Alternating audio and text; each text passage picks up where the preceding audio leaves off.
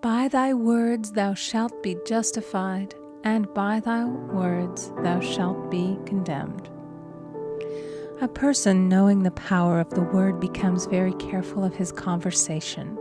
He has only to watch the reaction of his words to know that they do not return void. Through his spoken word, man is continually making laws for himself. I knew a man who said, "I always miss a car. It invariably pulls out just as I arrive." His daughter said, "I always catch a car. It's sure to come just as I get there." This occurred for years. Each had made a separate law for himself, one of failure, one of success. This is the psychology of superstitions. The horseshoe or rabbit's foot contains no power, but man's spoken word and belief that it will bring him good luck creates expectancy in the subconscious mind and attracts a lucky situation. I find, however, this will not work when a man has advanced spiritually and knows a higher law. One cannot turn back, and one must put away graven images. For example, 2 men in my class had had great success in business for several months, when suddenly everything went to smash. We tried to analyze the situation, and I found, instead of making their affirmations and looking to God for success and prosperity, they had each bought a lucky monkey. And I said, "Oh, I see. You have been trusting in the lucky monkeys instead of God. Put away the lucky monkeys and call on the law of forgiveness, for man has power to forgive or neutralize his mistakes." They decided to throw the lucky monkeys down a coal hole, and all went well again. This does not mean, however, that one should throw away every lucky ornament or horseshoe about the house, but he must recognize that the power back of it is the one and only power, God, and that the object simply gives him a feeling of expectancy. I was with a friend one day who was in deep despair. In crossing the street, she picked up a horseshoe. Immediately, she was filled with joy and hope. She said God had sent her the horseshoe in order to keep up her courage. It was indeed, at that moment, about the only thing that could have registered in her consciousness. Her hope became faith, and she ultimately made a wonderful demonstration. I wish to make the point clear that the men previously mentioned they were depending on the monkeys alone, while this woman recognized the power back of the horseshoe. I know in my own case, it took a long while to get out of a belief that a certain thing brought disappointment. If the thing happened, disappointment invariably followed. I found the only way I could make a change in the subconscious was by asserting, there are not 2 powers, there is only one power, God. Therefore, there are no disappointments, and this means a happy surprise. I noticed a change at once, and happy surprises commenced coming my way. I have a friend who said nothing could induce her to walk under a ladder. I said, if you are afraid, you are giving into a belief in 2 powers, good and evil, instead of one. As God is absolute, there can be no opposing power unless man makes the false of evil for himself. To show you believe in only one power, God, and that there is no power or reality in evil, walk under the next ladder you see. Soon after, she went to her bank. She wished to open her box in the safety deposit vault, and there stood a ladder on her pathway. It was impossible to reach the box without passing under the ladder.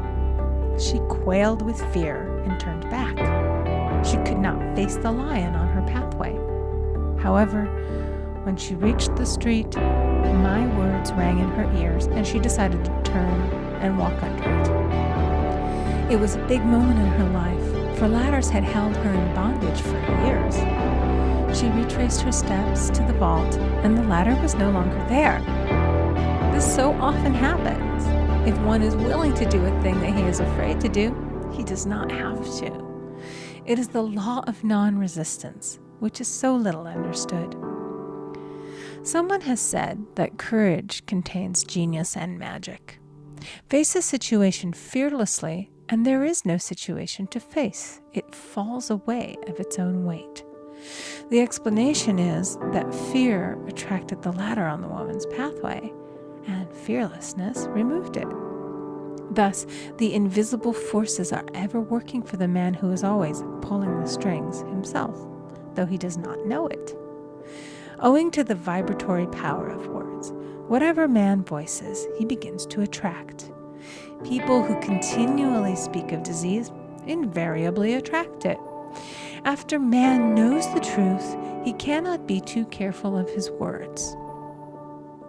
For example, I have a friend who often says on the phone, "Do come to see me and have a fine old-fashioned chat." This old-fashioned chat means an hour of about 500 to 1,000 destructive words, the principal topics being loss, lack, failure, and sickness. I reply, "No, thank you. I've had enough old-fashioned chats in my life. They are too expensive, but I will be glad to have a new-fashioned chat and talk about what we want, not what we don't want." There is an old saying that man only dares to use his words for three purposes: to heal, bless, or prosper.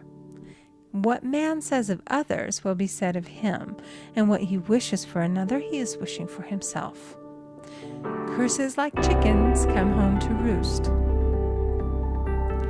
If a man wishes someone bad luck, he is sure to attract bad luck himself. If he wishes to aid someone to success, he is wishing and aiding himself to success. The body may be renewed and transformed through the spoken word and clear vision, and disease be completely wiped out of the consciousness. The metaphysician knows that all disease has a mental correspondence, and in order to heal the body, one must first heal the soul. The soul is the subconscious mind, and it must be saved from wrong thinking. In the 23rd Psalm we read, "He restoreth my soul."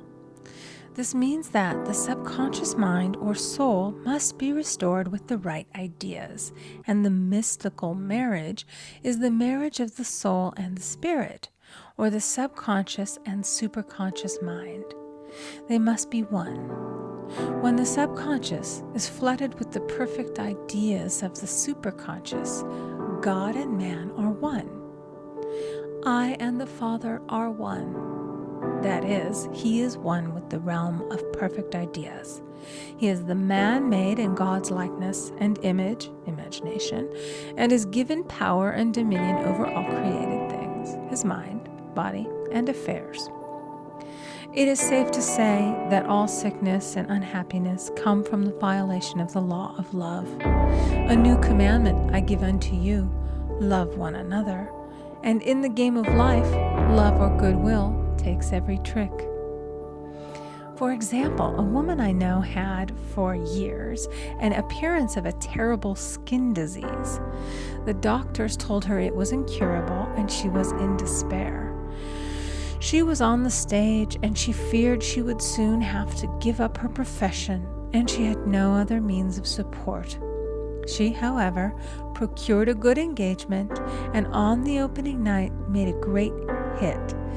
She received flattering notices from the critics and was joyful and elated. The next day she received a notice of dismissal. A man in the cast had been jealous of her success and had caused her to be sent away. She felt hatred and resentment taking complete possession of her, and she cried out, "Oh God, don't let me hate that man." That night she worked for hours in the silence. She said, "I soon came into very deep silence. I seemed to be at peace with myself, with the man, and with the whole world. I continued this for 2 following nights, and on the 3rd day, I found I was healed completely of the skin disease. In asking for love or goodwill, she had fulfilled the law. For love is the fulfilling of the law, and the disease which came from the subconscious unconscious resentment, was wiped out. Continual criticism produces rheumatism, as critical, inharmonious thoughts cause unnatural deposits in the blood which settle in the joints. False growths are caused by jealousy, hatred, unforgiveness, fear, etc. Every disease is caused by a mind not at ease. I said once in my class, there is no use asking anyone, "What's the matter with you?" We might as well just say, "Who's the matter with you?" Unforgiveness is the most prolific cause of disease. It will harden arteries or liver and affect the eyesight. In its train are endless ills. I called on a woman one day who said she was ill from having eaten a poisoned oyster. I replied, "Oh no, the oyster was harmless. You poisoned the oyster. What's the matter with you?" She answered, "Oh, about 19 people." She had quarreled with 19 people and had become so inharmonious that she attracted the wrong oyster. Any inharmony on the external indicates there is mental inharmony. As the within, so the without. Man's only enemies are within himself, and a man's foes shall be they of his own household. Personality is one of the last enemies to be overcome, as this planet is taking its initiation in love. It was Christ's message, peace on earth, goodwill toward man. The enlightened man, therefore, endeavors to perfect himself upon his neighbor. His work is within himself, to send out goodwill and blessings to every man, and the marvelous thing is that if one blesses a man, he has no power to harm him. For example, a man came to me asking him to treat for success in business. He was selling machinery, and a rival appeared on the scene with what he proclaimed was a better machine, and my friend feared defeat. I said, first of all, we must wipe out all fear and know that God protects your interests, and that the divine idea must come out of the situation. That is, the right machine will be sold by the right man to the right man. And I added, don't hold one critical thought toward that man. Bless him all day and be willing not to sell your machine if it isn't the divine idea. So he went to the meeting, fearless and non-resistant, and blessing the other man. He said the outcome was very remarkable. The other man's machine refused to work, and he sold his without the slightest difficulty. But I say unto you, love your enemies, bless them that curse you, do good to them that hate you, and pray for them which spitefully use you and persecute you. Goodwill produces a great aura of protection about the one who sends it, and no weapon that is formed against him shall prosper. In other words, love and goodwill destroy the enemies within oneself. Therefore, one has no enemies on the external. There is peace on earth for him who sends goodwill to man. End of chapter 3. Recording by Amy Conger.